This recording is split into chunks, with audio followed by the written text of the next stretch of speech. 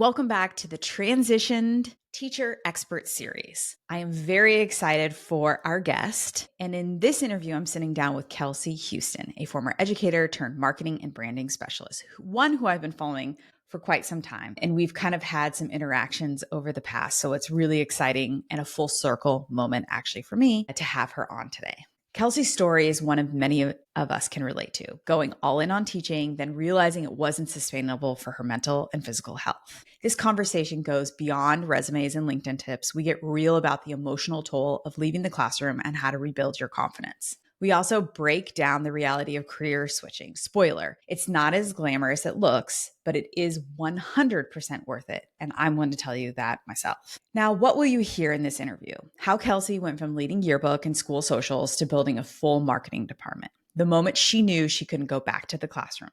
How she built confidence by taking a local stepping stone job. What tools and strategies she uses as a team of one marketer. Her hot take on why teachers shouldn't rule out local or hybrid work. What I love about Kelsey's journey is that she didn't follow a typical transition path like most of our transition educators. She carved her own and got scrappy and strategic along the way.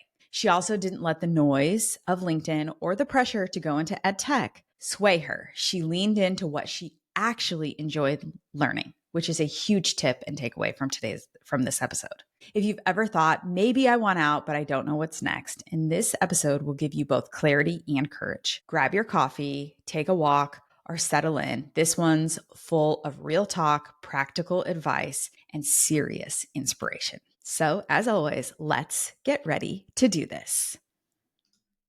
Hi, everyone, and welcome back to my channel. My name is Leena Marie Saleh, the EdTech Guru. I want to thank you so much for spending time with me on this journey, for all the support that you give me, and for following along. Don't forget to hit the thumbs up button, subscribe, and let's get ready to do this. Alrighty. Hello, everyone, and welcome back to another episode. Today, we have the pleasure of being joined by Kelsey Huson, who is a marketing and branding specialist, but most importantly, a transition educator. Kelsey, how are you doing today? I'm good. How are you? Great. I'm so excited to have you on. I know we've been connected for like 1,000 years, it feels like. So it's great to connect, VIRL, virtually in real life, I guess. Yeah. So yeah, that's really great to have you on.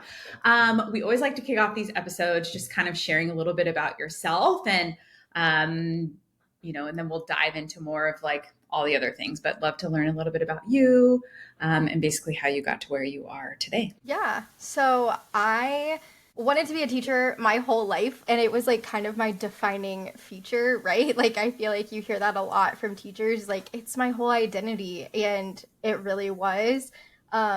I had always just like loved school, loved being like fake teacher. Like I'm like, oh, we're going to play school, like whatever. And so then I got to high school, fell in love with English and fell in love really with my English teachers. And I was like, all right, this is it. This is my life. I'm going to be an English teacher. And I, set out to go to school for English, got my teaching certificate, and really like never looked back and just loved it. Like from the very beginning, I was that person that like threw myself into it wholeheartedly, like not just the classroom, but what can I sponsor? What event can I go to? Like what else can I do? And at one point, I think I was sponsoring like 6 things and not getting a stipend or like any extra money or anything for any of them. And I remember looking back and being like, okay, I did that to myself. Like that was me. I did that. And I at first took it as like, I need to evaluate and like step back. Like I can just make some changes on the side and like that'll help and it'll be okay. And then gradually that turned into like, I think I need to make a bigger change. And even like dropping, all the things I was sponsoring, everything just wasn't enough anymore. I needed something totally different. And so that really led me to marketing, which is what I'm doing now. I think that's interesting because I think as educators, well, first it's different from district to district. Like you sponsor something and some districts or just some schools, I think it depends on like the school, right? Will have like extra activities. So I found myself being like, all right, I'll do this. I'll do gardening club, even though I don't know how to garden. or I'll do recycling club because I knew I would get paid for those like extra activities. But then when I moved school districts, it was like exactly what you said, sponsoring. So everybody had to sign up for some sort of like after school extracurricular like support.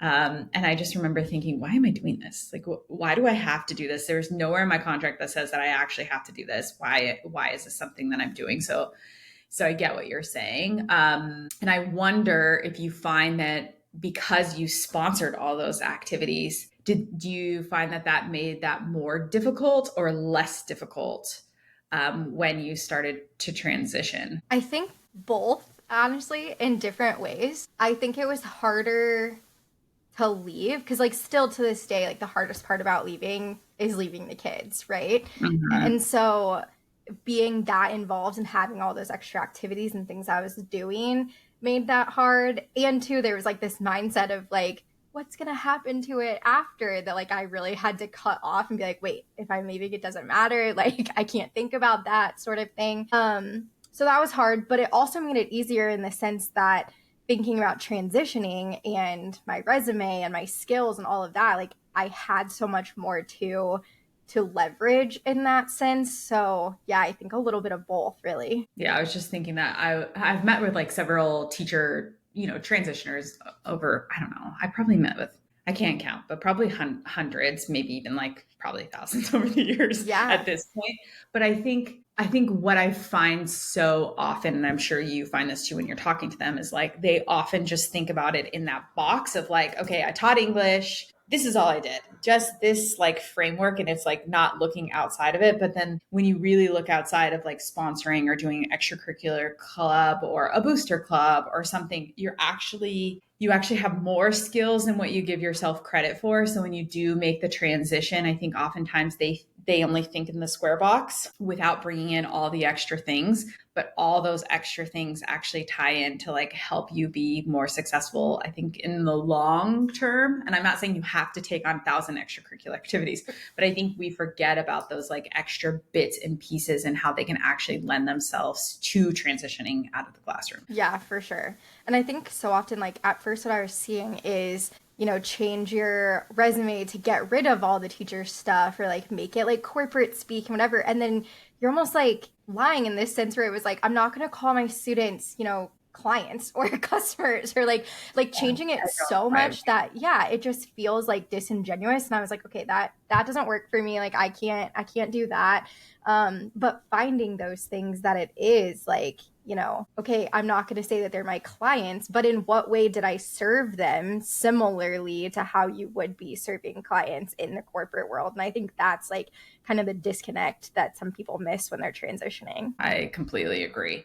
Let's take a step back just like a minute. So you mentioned you were doing sponsoring and like all of those types of things, and you're like me in that you just only were singularly focused on like, this is what I want to do for my life. This is the career path I want to choose. So what ultimately led to you? Obviously you found yourself in marketing today, and we'll dive into that too. But like, is there any specific reason why you did decide, eventually, we all thought we were going to be lifelong educators, I think. So, was there anything that was like, just, I'm ready to go because of this? Or was it just like more of like that growth potential, I guess? I think that 2020 changed everything, right? It changed the world for sure. But it changed teaching and schools and student mindset in a way that I don't think anyone would have ever thought, even now, like 5 years removed. And it was really hard to get back into that swing of like, especially like, so we were only remote for that one semester, and then our school went back right away. Mhm. And they had the option to be remote, which I also think opened like a whole nother door because it's like the kids are like, oh, I get to choose to stay at home. Like I'm going to stay at home. And then you had kids online and kids in the class and kids getting quarantined. And it was almost like we never, even 2, 3 years later, like came back from kind of that mindset, and that mindset of like when they came out and said grades are frozen, like your grades are done and they can't fail you. It's like even 3 years later, kids were like, well, you can't fail me. I'm like, nope, that was one very specific month like 3 years ago.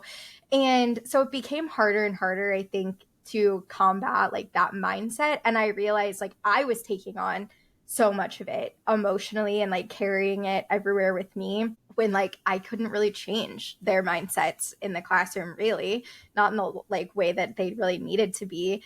And it was taking a huge toll on my mental health and even my physical health. I've always had bad migraines, but I was having like extreme chronic migraines. I had like a 67-day migraine and I was like in and out of the hospital. And I would go to school, leave and go to the hospital all night, get discharged and go to school. And I look back now and I'm like what was I doing? And so I think when I finally had that realization of like I have to put myself first and like my health, my mental health, my emotional health, my physical health first. And when it all finally clicked, it was devastating, honestly, but it was also like freeing in a sense. And then from there, like being able to figure everything out. But it was like having that actual moment of like, oh, I'm not just like jokingly like, oh, we could quit, like walking down the hallway with your teacher bestie, like, haha, wouldn't it be funny if we didn't come back from lunch? And then one day I was like, I don't think I'm gonna come back. And I realized I wasn't joking.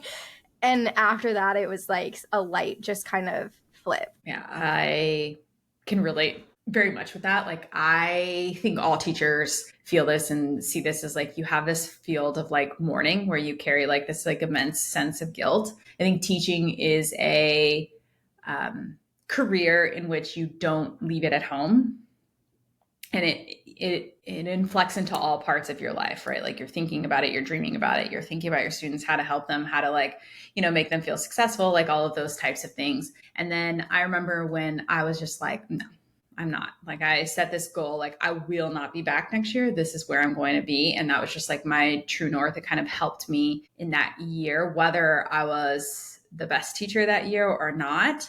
I think the thing was I started to feel like exactly what you're saying, like kind of like there's a light at the end of the tunnel. Like I can do this. I can take the steps to like get out of here and feel that way. I think we so often think we have to just be miserable because this is what we chose for the rest of our life. But if you look around or spend 5 minutes on LinkedIn, you'll see that many people have career transitioned 1,000 times and nobody gives them hate. I think teachers get a different kind of hate, which is unfair.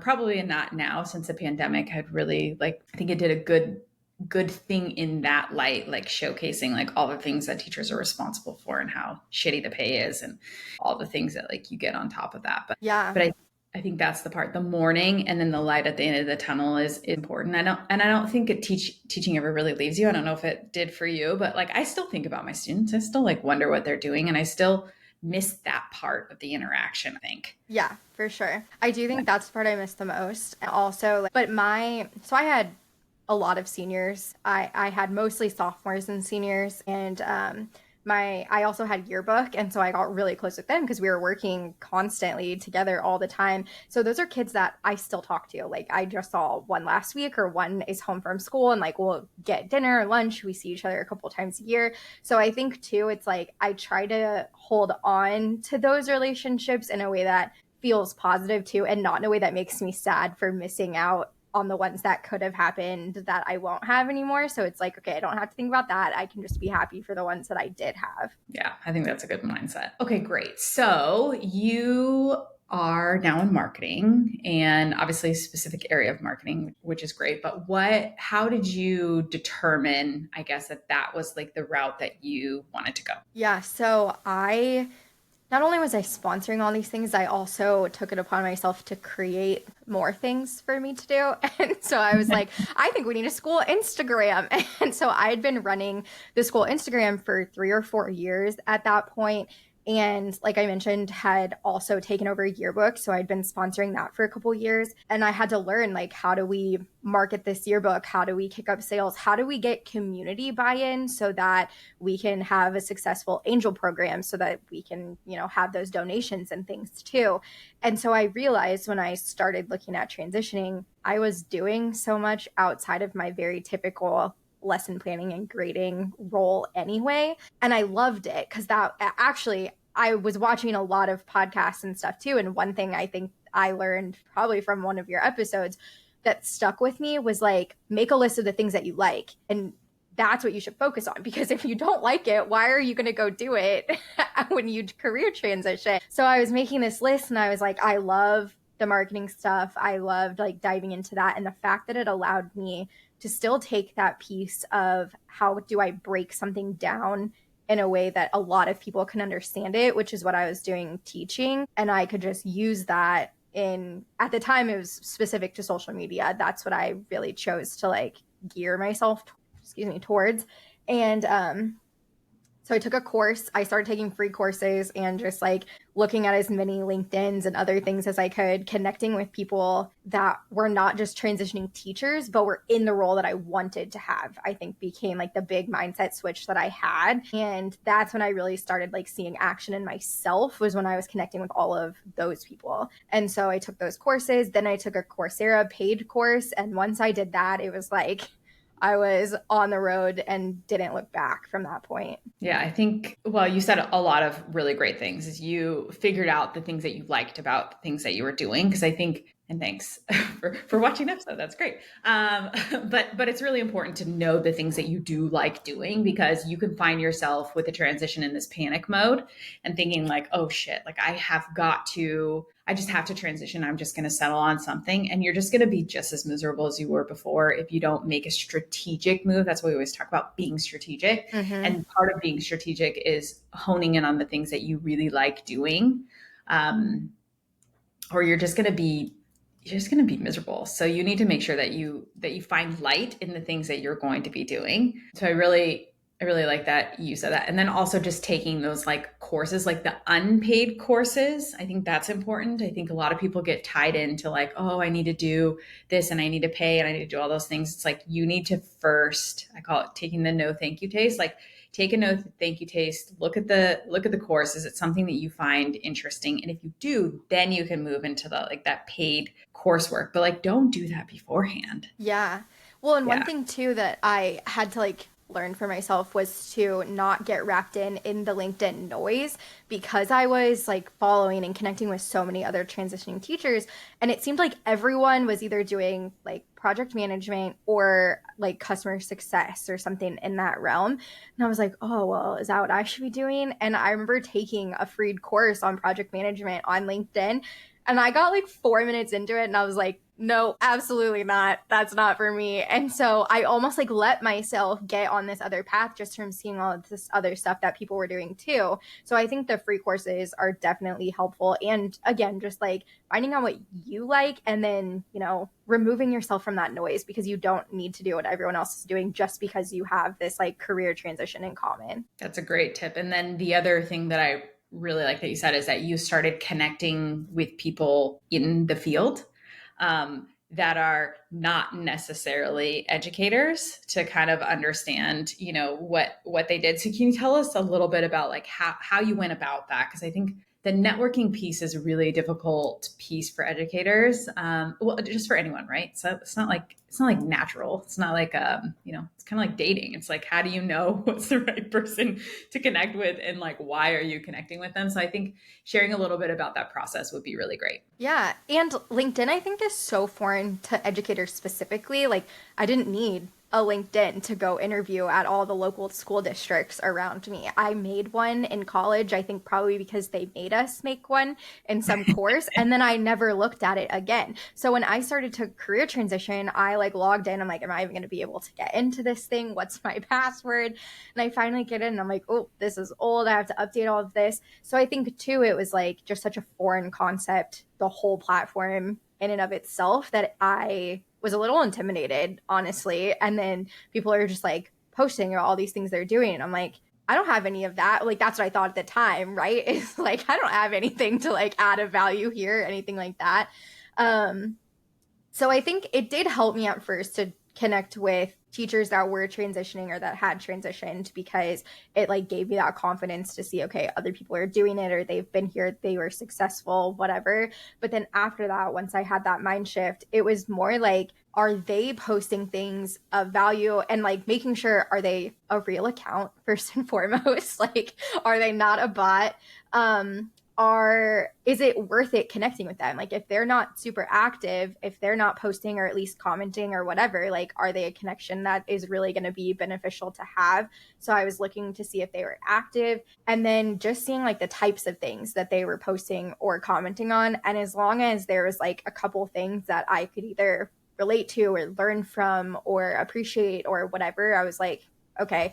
And I would just send that connection request. I honestly go back and forth on like, do you need to send that like message with the connection request? I really don't think I have an answer. The best thing that I found recently was somebody that said like, do what feels authentic to you. And I was like, okay, that feels better. Like if I found someone where it did feel authentic to be like, hey, I love this post, would love to connect, versus like almost forcing myself to find something where I was like, okay, what can I pick out? Like, just don't force it, I would say, but don't be afraid to hit the connection button. And then I think that it's easier to comment than to start messaging people, especially because the messages I feel like people get almost defensive about or can get weird about, because it's like you don't want them to think you're asking them for something all the time, or especially right away. So as soon as they accept it and then you're in their inbox, people are like, whoa, like never mind, don't want that. So I would say just be cognizant too of like how you would want, you know, a very authentic and genuine relation to be. Like that's what it should be. It shouldn't be that you're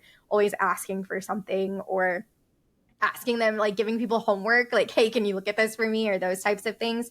So I don't know. But I do just think being like genuine to yourself. I'm someone that it's very hard for me. Like I am more of an introvert. So it's so much harder for me to just like reach out to a bunch of people. So I found the people that I felt more comfortable with their content and then started making those genuine connections with them. Yeah, I think I also go back and forth. Oftentimes I don't send a message. I just don't. Same. Sorry.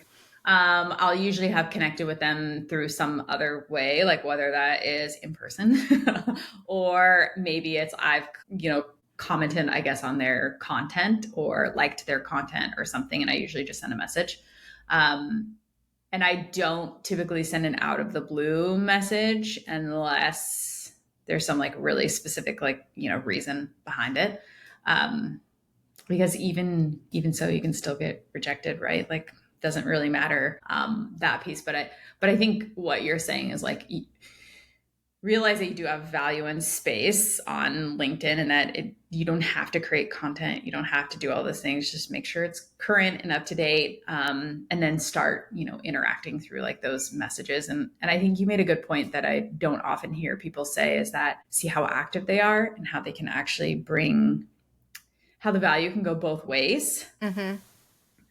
Rather than just connecting with someone. A lot of times I'll look through people's LinkedIn and I'm like, man, this is like snooze fest here, or, oh, this is too much. Like, this isn't something, So I think vetting those things too, just kind of like a friend. Like, would you really want to connect with this person? Or are you just connecting with them because they have a job title that you think is interesting? Yes. Or is it providing you value, which I think is what you said, which was a really good point.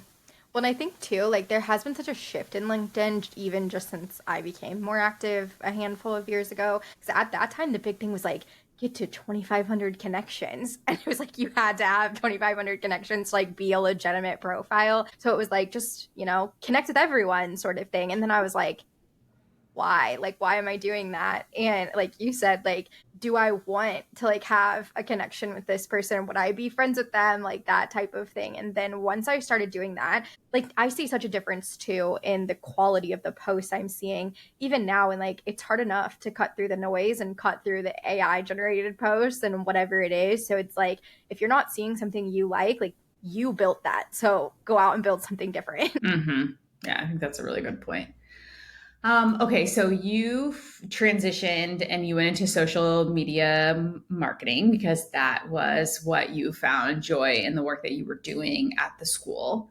And so you transitioned from your school to a much smaller company. Do you want to talk a little bit about like that process, and then I guess bring us present to what you're doing today? Yeah. So once I settled on social media, started just applying pretty much anywhere and everywhere I could. Now looking back, like the thing that I had the most success with is when I was like very targeted and very specific in like who I was applying to, where I was applying, the types of roles I was applying. So it wasn't just like anything social media or anywhere and everywhere, and just like the quick apply on LinkedIn. Like I was very strategic in how I was applying to places. So at the photography studio, it was local to me, about 25 minutes from my house. And she literally said, apply however you want. Like this is a creative position. So like make yourself stand out. And I was like, okay. And like that was something that just like really opened up everything for me, like mentally, instead of like having to have a very curated resume and like following all these formats and all this stuff. I made my resume in Photoshop. I like redid the whole thing and made it more creative. And then I also recorded a video, and I knew that part of the job was going to be making yearbooks for the schools that she has photography contracts with. And I had been sponsoring yearbooks. So I literally like screen recorded, showed the yearbook that we had been working on, talked through some of that, talked through a lot of the design based stuff that I've been doing and running the Instagram and all these things. So I literally like showed her all of those things and like my mindset and process, instead of just telling it on the resume or even linking to it and being like, here's my portfolio, or you can look at it. It was more like, no, this is what I'm proud of or what I'm capable of. And what's funny is my email actually went to her junk, and I didn't hear back for like weeks. And I was like, okay, like that was a wash. Oh, well. And then randomly one night, like literally 3 weeks later, she was like, oh my gosh, I just found this in my junk. I have to meet with you. Like we've already finished interviewing, but we were going to make a decision this week. Like, can you come in tomorrow? And I was like, sure.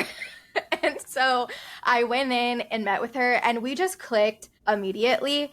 And even now, like we still talk. I love her to death. She's one of the greatest bosses I've ever had. And I would say, so the role was actually more like graphic artisty. I was doing a lot of photo editing and like design creation and stuff, with more just kind of like marketing on the side and social media on the side. But it opened the door for me to get a little bit of corporate experience, like real world experience versus like teacher bubble experience. And so I was totally open to that. I think the two things I like to share with anyone like asking are like, don't be afraid to take like that stepping stone position. It doesn't have to be your forever thing. Just like teaching doesn't have to be your forever thing. So like, don't be afraid if it's not exactly what you want, to still take something and learn from it. And honestly, like what I learned the most is the confidence I needed to really be outside of my teacher bubble. And I credit a lot of that to her, just because she was so great about like listening to my actual ideas and like seeking them from me. She wanted to hear like what I was saying.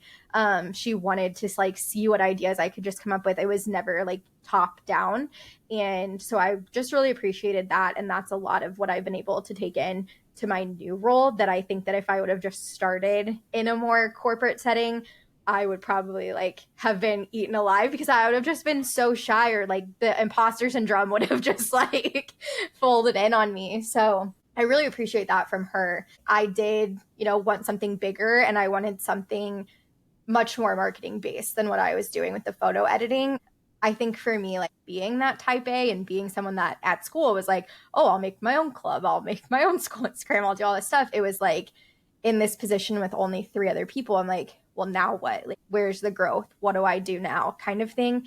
Finding Alliance, which is where I'm at now, I am the whole marketing department. So, I'm getting to run things and do things the way I want with my boss. And so he had a vision for making a marketing department. And so we're working really closely together to make it, something that will be an actual department that will be sustainable, strategic, repeatable, all these processes, versus before when I was at the photography studio, just kind of like making it work, like sort of thing. So my job now, like I said, I work most closely with the CEO directly, the founder. We're still a smaller company. So when I started, there were 11 or 12 of us. Now there are about 30. So we've definitely grown, which is great. But still just me and him for the most part. I definitely work like, cross-departmentally with client services or operations or whatever it is. But he's the person I meet with weekly, make sure we're on the right track. He's the one I collaborate with the most, other than probably ChatGPT. So that's like my main like team member, just because I don't have a team. So it's like I have to leverage that for sure. Yeah. So yeah. No, I mean, good for you for also saying that. I think a lot of times I don't know, people want to discount that, but I think that if you're not adapting, you're not evolving. So I think you need to be Yes. adapting and evolving. So I think that it's important to be, utilizing those types of tools. I just kind of want to break down a little bit of what you said, and what I also think is interesting about your transition is that I think a lot of times educators, when they're transitioning, they think the thing that I know is education, so I need to go into ed. Mm-hmm. However, you were like, okay, I'm not sure that this is maybe the way that I want to go. And what I'm hearing from what you were saying is that you wanted something that was like a little bit more creative, something that like you could have the opportunity to kind of grow. So you didn't write off things that were like local to you, or things that weren't like these big, big business, big legacy type companies like, Pearson and Imagine Learning and like these, Renaissance, like these really big companies that I think immediately a teacher who's transitioning is like, okay, I want to go into ed tech because I know education. However, that's just like a path. It's not really, I don't know. That's just like a subset of like a type of business, essentially. So I appreciate that you kind of explored that way, and that you kind of knew maybe a smaller was better to kind of get like, your feet wet, where probably if you came to where you're at now and had that full autonomy like you have now, you wouldn't have, I'm not knowing this for certain or saying this for certain, but you wouldn't really have the same success that you're having now, because you don't have that foundation that you built for yourself, Mm-hmm. I think, and the experience and the confidence that you needed to have to be in this position, because now you can push back and be like, no, actually, I think ABC, we're like, probably right out of the classroom, you're like, okay, okay, I'll do this, Yeah. that sort of thing. So I think building the foundational levels of growth is important. So don't, as a transitioner, be afraid to kind of take small stepping stones, I think, to kind of get where you're going. So I appreciate that journey. I think it's just, that's why I like to do these interviews, because I think everyone has a different journey, and that not everyone's journey is the same, and never will be. That's just the truth of it. So Yeah. I think appreciating and looking at people that we admire and seeing where their journeys are is important. Yeah, absolutely. Okay, so you're leveraging. So let's talk about, what does it look like to, so you kind of broke down a little bit about what you were doing at the photography, that part of the business, but now you're working at Alliance. And you said you meet with your CEO to kind of determine the plan.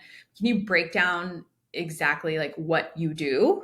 And obviously you mentioned a little bit about ChatGPT, but I would imagine you're using a lot of other tools as well. So maybe breaking down, what does it actually look like to work in marketing in your current role? Yeah, for sure. So again, it's a tech company. So that's so different from, especially English. Like, I don't really have any background of anything like on the STEM side or anything like that. So a lot of things too that I am learning about or writing about or having to market now, like I'm learning about too. So I think what helps me as an educator, former educator in this position, is I'm able to bring that perspective of like, okay, but not everyone else is technical either. So how do we say things in a way that makes sense to them? And that's something that I really take into all of the marketing messaging.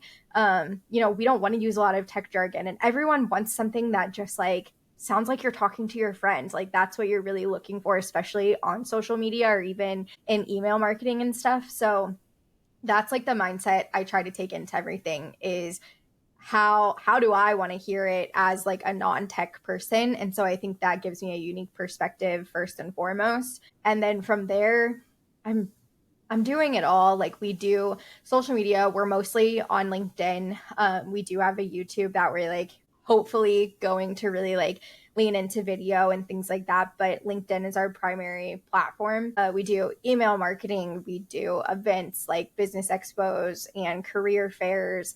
I'm doing the internal communication and things like current clients, and more on the side where like we're retention, like keeping our clients, that sort of thing. Print stuff, so any flyers or banners, things like that, design, strategy, like it's a lot of everything, and it's a lot for one person for sure, which is like why I bring in these other tools. So I would say my favorite ones I'm using probably daily, Notion. So I have like my content planner, my brainstorming, especially for social media, is all built into Notion. we use Loop. We use like Microsoft everything. So I'm using Loop for kind of like our project board planning. Like I've built it out where it's like, okay, projects that are, need to be in the hopper, things that are actually in progress, on hold, things that we finish, things we need to talk about, whatever. So I use that for a lot of like tracking and project management stuff.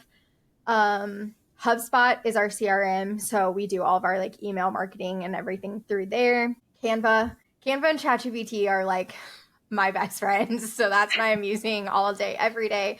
I really could not do my job without Canva. Or really ChatGPT, honestly. And even at the photography studio, like the person that was there before me, she had a graphic design degree. So she was using Photoshop and InDesign and all these things. And I had dabbled in Photoshop and I could use it enough to get by. But as far as like creating all these banners, and we made Christmas cards, like personalized Christmas cards, we're like just cranking out hundreds of personalized Christmas cards. It had to be different for every family. Like I'm going to do that a lot faster in Canva. And it doesn't have to be a template. Like if you're worried about, somebody having the same Christmas card as whoever, like I can still make all of my own stuff, but the templates are also great too, especially as like starting points and just like getting past some of that design block and things like that. And then ChatGPT, like my thing with AI, kind of like you said, is like you have to embrace it for upskilling. Like I'm not worried about it replacing me. I want to see how I can use it to enhance everything I'm doing, especially as a team of one. And even when my team grows, like how can I make it so that they're able to do their work faster, that they're not having to spend all of their day like doing some of these mundane tasks when it could be automated, or at least make it quicker, whatever it is. So I'm definitely not using it to like, hey, just write this post and just copying and pasting it, but it's the brainstorming, it's the saving time, it's drafting faster, it's getting over some of that like writer's block if I just like don't know where to start. Just pushing through like some of those little tasks, or even sometimes when it's just like you get so much of an email or whatever it is, this content, and I'm like, just break this down, like just like make things faster for myself so that I can be more efficient in the things that I do need to do manually. Yeah, I think it's all really good for people to like really understand that aspect. I think marketing is pretty big as itself, and there are different components. And because you're a team of one, you're doing 100 roles of marketing rather than just like one role of marketing. But like at Canva, we have life cycle, who sends emails. Then you have your social, and they do obviously social media, but you also have your growth and your revenue. And there's just like, all these like different parts of the business. So marketing can be very big, but it's also quite interesting because there's lots of different areas that you can grow and kind of expand in. And it's nice that you're getting the chance to kind of do all of that, but then kind of like build it from the bottom up, and just knowing that there's different processes and tools. And I think sometimes people get so stuck in the tools, but you can find other tools that suit you. And if you can work in one tool, you can work in another. So it's just about being that. It's the same thing with like embracing ChatGPT. You can embrace the other tools. So like, don't be so stuck. If it says you have to use ABC tool, you can figure it out. Yeah. And I think too, coming from teaching, like that is another skill that so many teachers don't think about when you're transitioning, but we are so used to learning those new technology tools, applications, whatever it is. Most of the time, teaching it to yourself, like nobody's coming in and really teaching you how to use it, or you might have had, like a 40-minute training with 200 other people in the room or whatever. But it's like, if you're really going to implement that new tool, you had to teach yourself. And then chances are your next meeting 6 months later, they're introducing some new tool and you're relearning that one. And so I think that is a skill that like, the fact that you're able to pick up the new technologies, that you're able to teach yourself, that you're able to teach others how to do everything with it, like all of those things are skills that are like so underrated that you don't even know that you have. Yep, exactly. Yes, you said it perfectly. Let's talk a little bit, and we'll go to your hot take in a second, but what would you say your key steps or advice is for someone who is looking to obviously career switch? I would say Like, one, you just have to start. If you're really serious about it, like, you have to start, because you're never going to feel like fully qualified. You're never going to feel like it's 100% the right time. But if it's really the right choice for you, like, you'll get so stuck in that mindset of just like, you're just like taking in all of the info. You're reading so many LinkedIn posts, you're taking the courses, or refining your resume 400 times. But what are you doing about it? So I think just like actually taking the action and doing the thing, I think, is important. And then I think, just like we've mentioned a lot, is like, you have so many transferable skills, probably more than you even know. So I think like just feeling confident in that, it's so easy. Like, I mean, I battle imposter syndrome still now every single day, and I probably always will. But it's also knowing that like you might not be the social media expert tomorrow because you're just transitioning into it, but you are an expert in whatever you're coming from. You know that you have skills. So I think just having the confidence in that, and knowing that as a teacher, your background tells you like you're never going to stop learning. You're always going to be comfortable upskilling, picking up the next thing, whatever it is. So as long as you never lose that mindset, like, I think you're going to be set. So I think just hanging on to like those core things. I think it's easy to think that I'm transitioning, I have to throw it all out. But that's not the case, I don't think, at all. And so I think like hanging on to the things that make you unique as an employee, and just really leveraging those things going forward. Yeah, I think that's really great. And just starting is like a really important part of it. Okay, before we wrap up today, I would love to know your hot take on career switching. So almost like the opposite of just starting, but I think my hot take really is that like career switching is not for the faint of heart. So I think it's uncomfortable, it's overwhelming, it is humbling, like so very humbling, and it's really going to stretch you. And I think that people love to romanticize this idea of this fresh start and this new beginning and all these things. And like, that's the truth, but it's also hard.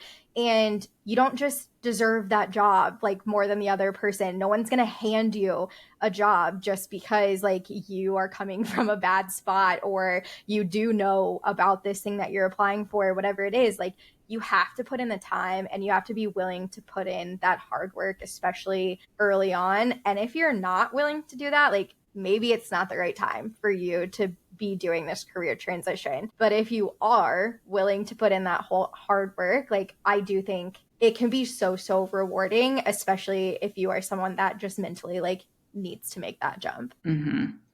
We talked about one more hot take before we started recording.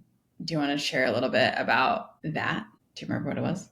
I remember talking about it, and now I don't remember. That's okay.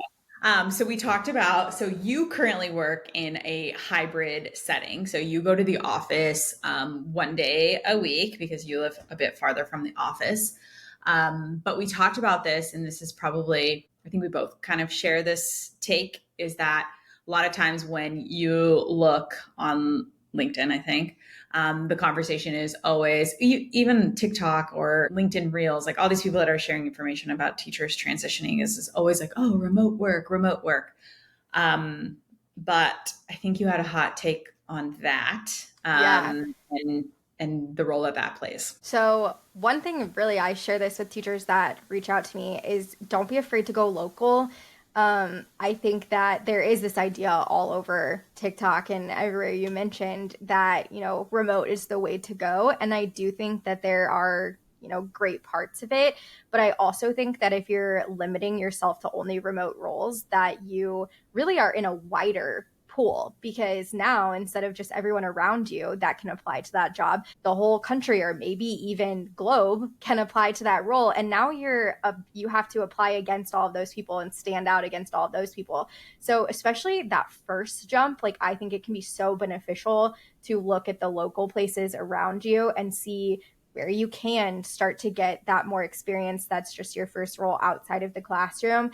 And then if it's not exactly what you want, or you're still really into remote and that's what you do want for yourself, at least then you have that experience that you can add to your resume, beef it up. You can show something outside of the classroom. But I do think that local ads just honestly the benefits too of being able to be next to someone and ask them for help or like make those connections is so much more beneficial too than like having to worry about like if you're bugging someone through Teams or Slack or whatever it is you use, and not having that like face-to-face connection for your first job out of teaching could be, I could see where it would be like very isolating, or it could make like that imposter syndrome even louder. So yeah, I would say like I love being hybrid too. I love that it's like kind of a little bit of both worlds that I'm able to go in, see people. We do like, especially like we have meetings right now every Friday where we really need the whiteboards. So we whiteboard everything. Like, could we find a way to do it online?